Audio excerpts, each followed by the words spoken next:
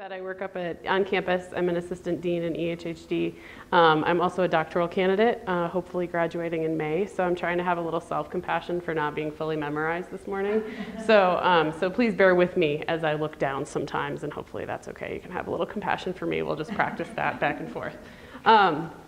So I've been very lucky with the Compassion Project so far that I brought this kind of crazy idea to my boss in EHHD and said, you know, I think this is something that would be really cool for our college to maybe help spearhead. And she said yes. So basically she has folded it under my job duties, which is awesome. I also spend more time at the office than I used to, but that's okay. I get to do things like this during the day. I get to have meetings during the day with my awesome board and our committees and everything like that. And I'll get more into kind of what the Compassion Project is specifically, and then there's stickers and some information in the back if you're interested in taking those. My story begins in Ghana, where I had been fortunate enough to be the assistant dean on the Semester at Sea program. And so I sailed around the world with 550 undergraduate students in the spring of 2016. It had been my dream job for a really long time, and I was very lucky to kind of do it within my doctorate when I was really needing a break. And able to figure that out in my life. So I quit my job and I left for San Diego to sail around the world. My job on the ship was to do student discipline. So whenever students got in trouble, they came and they had to meet with me. So I heard over 150 cases in the span of about 3.5 months. So if students got in trouble in port, which was more likely, or on the ship, they had to come and meet with me, and then they got consequences or sanctions along with that. So the students really surprised me. Sometimes because of my job, they surprised me in some of those not so great ways. Like, really, what were you thinking? And then sometimes they surprised me in really amazing ways where they were showing compassion to each other or to people in the country, critical thinking, and just kind of that really deep reflection and understanding. So this is a photo of the Elmina slave castles. They're taken from the Elmina slave castles in Ghana, where over 30,000 Ghanaians were taken through the point of no return door to become part of the slave trade in the United States. And I realize that it's a blurry picture. It certainly wasn't intentional when I was taking it, but it kind of makes sense to me as I think about compassion and how sometimes compassion is difficult to see. And in a country where the citizens could be so hardened by what has happened to them in the past, it was amazing to me to see what they had to offer and what they offered me while I was there. And so compassion is sometimes blurry, sometimes it's difficult, sometimes it's complicated, which I'll talk about as well, but sometimes it comes into focus a little bit. So like Amy said, I've traveled a lot, and I spend a lot of time writing when I'm traveling. And so first I'm going to kind of start with a short story that I wrote when I was in Ghana and visiting one of the smaller villages. A woman carrying a large load of fruits on her head on the side of the road wipes her brow. I wonder who she is. How are we similar? We arrive in the village and are overwhelmed by hundreds of children's hands, hearts, and the overwhelming heat and humidity that is easily choked upon. We soon realize that once the sweating starts, it won't end until we're back on the ship. There is singing in the background, most likely from one of the small churches for Easter festivities. Those of us that need to use the bathroom are led to the only non-hole of a toilet in the village, and I realize later that this is the toilet that my host family will take me to as well, even though it's quite far away from the house. The elders, the Queen Mother, the chief, and the children are kind. There is never a moment that my hand is unheld, my lap never empty.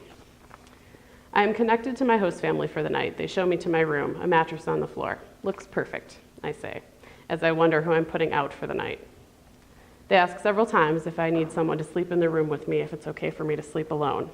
It's very sweet, but I assure them that I'll be okay. The children of the house take me on a village tour, fighting back and forth about who gets to hang on to my hand versus my arm versus who gets to lead the way. Who will take my camera to take a photo? Who gets to talk over one another to explain that this is their grandfather's garden, that this is what a cassava plant looks like, that I shouldn't pay attention to those men over there that are calling to me. They're dangerous, they say. Stay safe with us. And I feel safer than I ever have with these children by my side. We play games in the park, play drums in the church, and dance in the bar for all of 3 minutes. But they love showing me their lives, their people, their normal, and I feel humbled by it. We meet in the morning, and a child I haven't seen yet, maybe 4 years old, quietly puts his arm around my chair as I wait for breakfast. He's just content to be there. Another arrives on the other side, and yet another from yesterday who reminded me last night that she would see me tomorrow. It's hard to leave, but the smiles and waves and kindness and compassion will travel with us. So many of us are reminded of our privilege, others reminded of what is important and why. We are sweaty, salty, tired, dehydrated, and content. A student tells me that she's never been so physically uncomfortable before and also never smiled so much. Amazing. That is what this is all about. My sister lives in DC, and last January, at the very last minute, I decided to fly to DC to march in the Women's March. It's okay if you don't agree with my marching. It's okay if you do. But it's where my story of the Compassion Project kind of begins. I took family and friends, that picture on the left side, with me in the form of love on my arms. So I put out a call on Facebook to people to say, hey, I'm going. If for some reason you want to march and you're not able to, either through illness or whatever, let me know, and I'll find a way to represent you on my body. So that's what I did, is I brought them with me. We had become an outward country divided, and while I don't think that we were ever fully united, the election had brought issues to light that really kind of had always been there and still are there. Whatever side, quote unquote, that you were on in the election, the point is that there were sides, and there still are. And there were sides within those sides. I lose my power there. Okay. And all I could stop thinking about was Vanilla Ice's Stop, Collaborate, and Listen, because I think that's what we needed to do to be able to kind of move forward. After returning from marching with my sister, I needed to find a purpose in the divide. And the biggest motivation to the Compassion Project actually came from the march when we had just turned onto Pennsylvania Avenue. We were marching past the Trump Hotel, and all of a sudden middle fingers just flew into the air.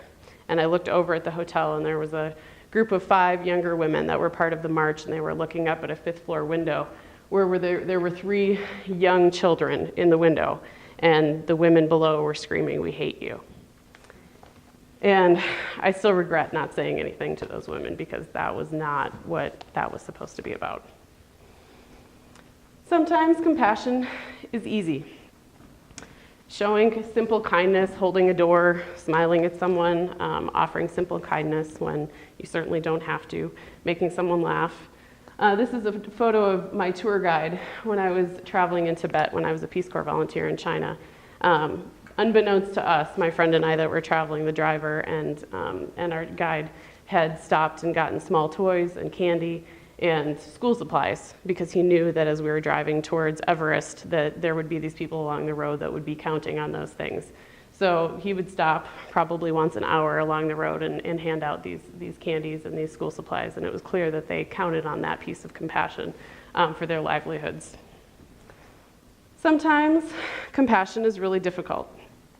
South Africa was one of the ports that we stopped at, and the picture on the right is in Robben Island in Nelson Mandela's cell, where he was imprisoned for 27 years for apartheid. And on the left is one of my most cherished possessions. Desmond Tutu actually sailed on the ship with us for about a week, and so I got to meet him, and this was his note to me. So I guess I was just so impressed by both Mandela and Tutu's ability to still have leadership and kindness and compassion, and lead their country through and out of apartheid in South Africa, when no doubt it was incredibly difficult to do. They gave kindness and compassion in the face of division, adversity, and hate, and arguably a time when it was needed most. Something that the Archbishop lives by is, and he taught us about this while we were on the ship, was this concept of Ubuntu. And maybe you've heard of this term, maybe you haven't, but basically Ubuntu means the belief that we are defined by our compassion and kindness towards others. And his friends call him Arch, so that's what we got to call him. But he says that all of our humanity is dependent upon recognizing the humanity in others. I always think that there's really true beauty in that you are because I am, and I am because you are. Sometimes compassion hurts and is joyous at the same time, and sometimes that's when it's the most beautiful. My sister, pictured on the left here, lived in Jordan on a Bourne scholarship to study Arabic for a year. And before we went over to visit her, my mom, who was a social worker in the emergency room at the time, gathered all sorts of collections of baby clothes for the refugees that were living there from Syria and Palestine. But then she also gathered dolls for this school for the blind that my sister had been volunteering at for a year. So this is a photo of my sister and my mom handing out those dolls. There were lots of tears, some tears of sadness, but also a lot of tears of happiness as we listened to them talk about my sister, which was absolutely incredible. The three of us travel together a lot. They have been to probably half, if not a little bit more, of those countries that Amy mentioned before with me. And we argue sometimes about silly things, sometimes about our personal relationships. We often argue about graffiti and if it's actually giving a voice to people who need hope or if it's just vandalism. That has been my take for a long time until recently when we had a conversation. But some things are constant when we travel. I always drive if there's a rental car. My sister always sleeps in the back. We carry the bags and Mom does all of our laundry in the sink. I describe my sister as human. She's the most human person I know. She gets that from my mom. She gives without question. She lives with conviction. Kindness and compassion are second nature. She buys socks for her homeless clients in DC, and she gives me hope. And I get to go see her this afternoon. So I'm very excited. So this is on the Palestinian side of the wall. And this was right after one of our said arguments about graffiti. Clearly, here it is a place where people get hope from graffiti, and it's a voice when people don't necessarily have a voice within their own society. And so I think my sister won that one, and I walked away with a different perspective, a more critical lens, and probably a new understanding of my sister. Sometimes compassion is about others. This fellow on the left had fashioned this luggage device in Dubrovnik, Croatia at his Airbnb so that his guests didn't have to walk down steep and awful steps with all of their luggage. And you can see he's not exactly a super young man, but he's willing to help his clients and his people in any way possible. And one of my family members was having a particularly difficult time when we were in Croatia, and so that was a godsend to get there and to not have to carry all of our luggage down ridiculous steps. On the right are some of my students when I was in China, and they made sure that I wasn't alone on my first Christmas there. Sometimes it's important to make compassion about you. Self-compassion is sometimes about balance. Sometimes it's about being patient or holding space for yourself when things are difficult. It's important to put ourselves first sometimes. Human-to-human compassion, I believe, starts with self-compassion because we can't help others from an empty tank. So I climb mountains, and that's me climbing mountains in China, but I try and get up as much as I can here. I climb mountains not to only help myself, but to continue to be able to help others and to kind of get out some of that stuff that you need to and get some exercise as well. Find time to do things for yourself. Make space for it. You can't help others from an empty tank, like I said. Realize that sometimes you'll do things that make you want to scream at yourself, like this flat tire in Ireland, because, well, parallel parking on the other side is a little bit difficult. Sometimes there's an overlap of compassion between you and others. When I was in the Peace Corps, I was told that I would get so much more out of my experience in my 2.5 years than I would give to my students. And I spent 2.5 years trying to make that not true, but I walked away with quite a bit. I taught freshman nursing students at a medical college in northwestern China, and I walked away with a whole lot of new knowledge, new compassion, new understanding and memories of this little guy who's also a little bit blurry, but who I taught little snippets of English to, and he taught me little snippets of Chinese, which is what he's doing on my birthday, hence the crown. On the right-hand side is at an orphanage in Myanmar during the semester at sea experience too, and this was one of my favorite students who was having lots of fun giving love and tickles and compassion to the kids at the orphanage. That one's also a little bit blurry, and I think about that as I have considered the idea of voluntourism, but that's probably a topic for a different day. It's funny because I gave this presentation to a friend yesterday, asking for their feedback if there was anything I needed to change, and she made the note that all of my examples, every single one of them, have to do with children. And I feel like I need to address that. It's usually easy to give kids compassion. If there are parents in the room, you may disagree that it's not always easy, but I don't know, I've never had kids. They haven't yet learned about conditional love, and hopefully they haven't yet learned about hate. They aren't ingrained in their beliefs and values to the point of attack on their beliefs, maybe an attack on their essence. I get it, and I compare it to dating in my 30s. If I'm not willing to change, then how can I expect someone else to? A child probably hasn't hurt you. A child probably isn't going to argue their political points with you for an hour, but maybe they will. A child isn't going to make you question your own essence. It's easier to not only be compassionate towards, but also to teach kids about compassion. So we as adults have to work harder to be more mindful, but also intentional. We've learned about heartbreak and loss and consequences. We may even know lost friendships or family because of recent political stuff. I do. Even on days and weeks when it's really difficult, I believe that compassion is necessary for everyone, not just for children, especially in today's climate. So maybe we can not only teach kids about the importance of compassion, because hopefully that will create a ripple effect, which I'm hoping to do with the Compassion Project, but maybe we can also commit to making our community more compassionate for each other, for adults and kids alike, and that leads me to the Compassion Project. So with what I've kind of learned and experienced in the past 10 months, 11 months, in tandem with the division that I've seen and amplified recently, this is really what motivated me towards the Compassion Project in Bozeman. I was at a presentation the other day where a speaker made the comment that there is a large gap between hope and habit, and the Compassion Project was the way of me to make that shift into being more action-oriented. I believe that hope isn't everything. I believe it's important, but I don't believe that it's everything, and that essentially action is the thing that will actually create positive change. The Compassion Project is something that I saw when I was home in Wisconsin. There's a book that was going around earlier that kind of shows what that looks like. But my mom brought me to a gallery where you walked in and there were over 6,000 of these small kind of tiles. They used canvas. We're going to use wood, which I'll talk about in a second, but thousands of them, floor to ceiling, of where kiddos had learned about what it means to be compassionate, what it looks like, how to recognize it, how to practice it yourself. And then they had artistically created something that showed what compassion looked like. So you walked in and each little piece had kind of a little number, so you could carry around the packet of information and read all of the artist statements, some of which are in that book. One of my favorites is, compassion is giving someone your chicken nuggets. You know, the way kids think. But it was amazing walking around and seeing how people had kind of come together to talk about compassion. And as you were reading the artist statements, basically you just walked around this gallery and cried because it was so impactful.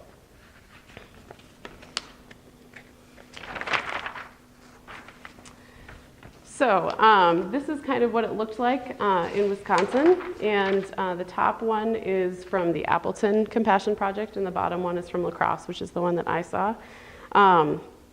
And every single participant in Bozeman will get something similar to this. Like I said, they used canvases. We're going to use a little bit bigger block. Our team kind of felt like wood was a little bit more Montana. It was a little bit more resourceful and a little bit cheaper. And it doesn't necessarily squelch creativity, which is what some of our artist friends said, so that they could paint on it, they can burn it, they can carve it, they could write a poem or take a photograph and Mod Podge it on there. So we'll see what teachers decide to do. And it's not a mandate here, but I present to the school district at the end of this month to kind of let them know what we've come up with for our curriculum and to start getting teachers to hopefully opt in. We have some principals and some teachers on our team that we think it won't be mandated, but hopefully most, if not all, teachers will actually opt into the project. So this is how our team we had a retreat this summer, and this is how we are defining compassion for us, as mindful support, relief, and genuine human kindness for others, ourselves, and our environment. The beauty in compassion is that everyone needs it, and those that don't act like they do, or those that we want to give it to the least, probably need it the most. So, I encourage all of you to choose to not be enemies despite differing beliefs. Build bridges or make hummus. And have a conversation. Even when it's difficult, find compassion, because that's how I believe that we'll begin to heal the division. Listen for understanding, not for forming your next argument. I've learned a lot. I'm not done learning. I've learned to start to be comfortable with being uncomfortable. I'm learning to have more self-compassion and remembering that just because I'm the director of this project doesn't mean that I'm going to lead a perfectly compassionate life all the time. But I'm trying. And I've certainly been challenged on that because of my job with this project. But I still work to practice compassion with those that I don't always agree with those that have hurt me, and with those that make me angry. I don't always succeed, but I try, and I encourage you all to do the same. Because we all do better when we all do better. That's it. Can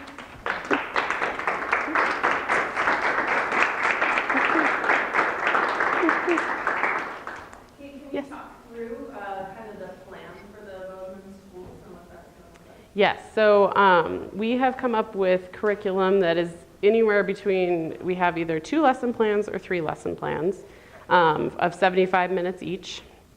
And it's up to the teachers how much time they want to give.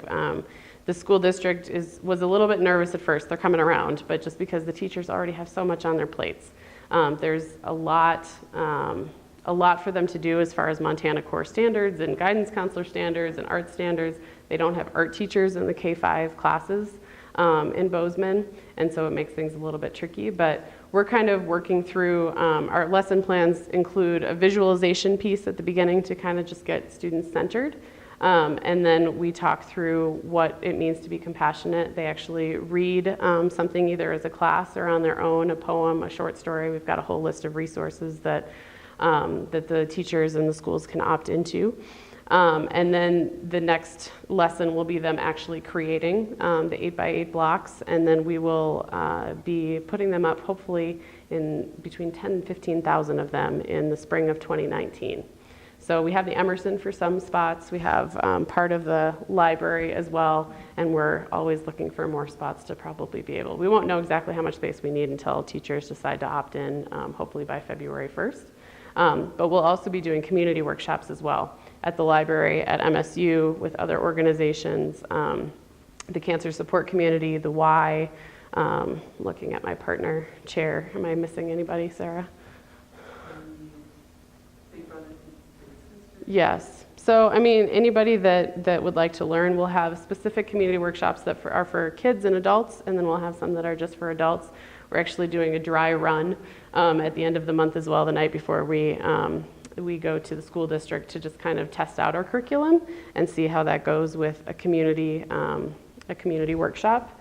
And so then we'll get some feedback and see how we need to tweak things, but that's kind of what it's going to look like. So big culmination in the spring of 19, and hopefully we'll be in the classrooms next fall and next summer. So it's coming up. But my team is awesome, and they've been doing really good work. Other questions? Yes. Where was one place you visited where you felt the most struggle to give compassion, show compassion, and how to kind of overcome it? Oh my goodness, that's a hard question.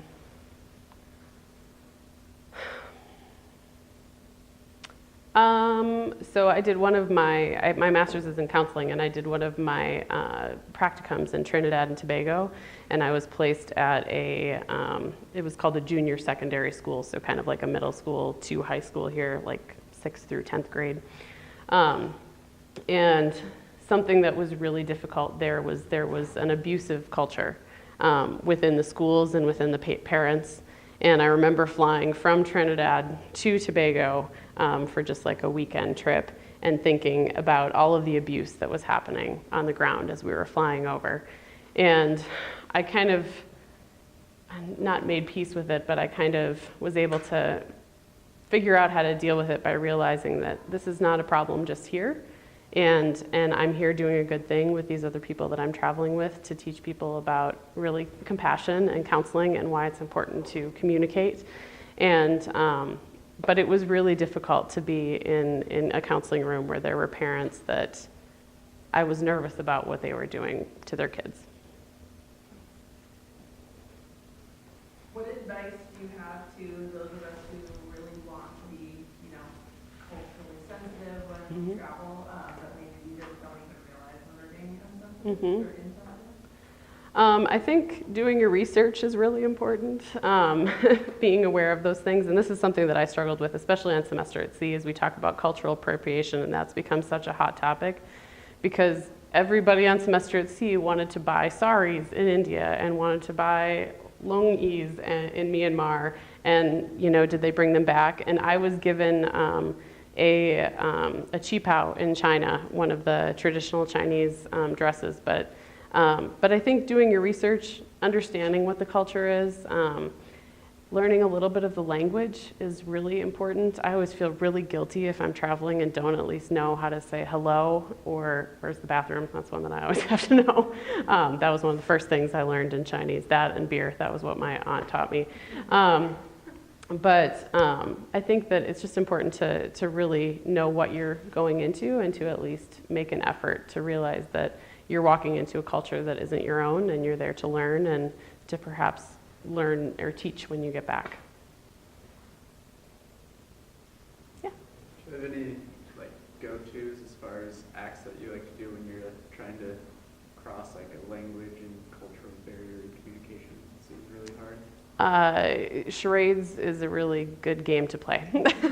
I don't know if you've seen those t-shirts that are like travel where you can like point to what you need on your t-shirt. Like, I need a bathroom, I need food, I need, but traveling as much as I have, I've gotten really good at charades, and also trying to find someone that I know within the culture is helpful. I mean, my mom and sister and I travel together a lot, but a lot of that travel has been one of us is living somewhere and then the other two go and visit them. So that's been really helpful to, for me to be able to speak Chinese or my sister to be able to speak Arabic, or whatever. But I would say just, practice charades and see if you can learn at least a little bit of the language before going. Even if it's not the perfect pronunciation, I've never found any culture to fault you for that. They're usually just really happy that you're trying. So, yeah. Fantastic. Thank you. Thanks, Kate. Thanks. So, when you're on MSU, have you targeted MSU students? Are you doing this compassion project with them as well? The hope is yes. We're trying to figure out, I'm on the convocation committee, so I'm really pushing for a certain speaker that will tie in with this, although our possibilities right now, we could really make any of them work. And so that would be kind of our in with potentially the first year seminars. Yeah, I don't think that any of the seminars would mandate a project, but we could probably create curriculum for them that they could then say, okay, well, maybe you can get extra credit by going out and creating the 8x8. And then we'll be doing, hopefully in the residence halls, hopefully in the sub and the student union, we'll be doing some just different types of workshops. The Leadership Institute has been a really great partner so far and they're helping out. So it won't be a mandate by any means at MSU, but my college is a very strong supporter of the project and we'll do everything that we can to get it out to as many students as we can. A second, if I may. Do you foresee the time when you would actually approach, debate or an audience that may, let's say a political gathering, you could actually, work someone through this compassion process, or at least try to bring about, engender some compassion, in a very divided time? I don't even know what. Well, I've thought about that actually, and I've thought about that with what I Am Interchange does. And I would like to talk to them a little bit more because I think they do such a nice job in bringing in people from various backgrounds to talk about different things. So it might be kind of cool to bring people in to talk about compassion. The word compassion has been interesting. It's kind of can be a negative buzzword to people that are more on the conservative side. I've talked to some people about joining our board because certainly we're not political, we're not partisan by any means. Even though that may be part of my story, that's not what it is. And it's funny when I've talked to some of those, they're like, I don't know. I'm like, well, what is it about it that makes you go, I don't know if I want to be involved? And they say, oh, well, the word compassion. And that is like, to me, terrifying. Because if we have people in the world that are questioning the word compassion, like, what does that say about our society? And they said, well, it's just been shoved down our throats by the far left or whatever. And so that's been something that I've had to navigate. But I think there's hope for it. But I think that maybe with I Am Interchange, there might be an opportunity to be able to do something like that. So something I've thought about. If you have other ideas, please let me know. I wonder if those same people go to church on Sunday. So it's a fair question. Yeah.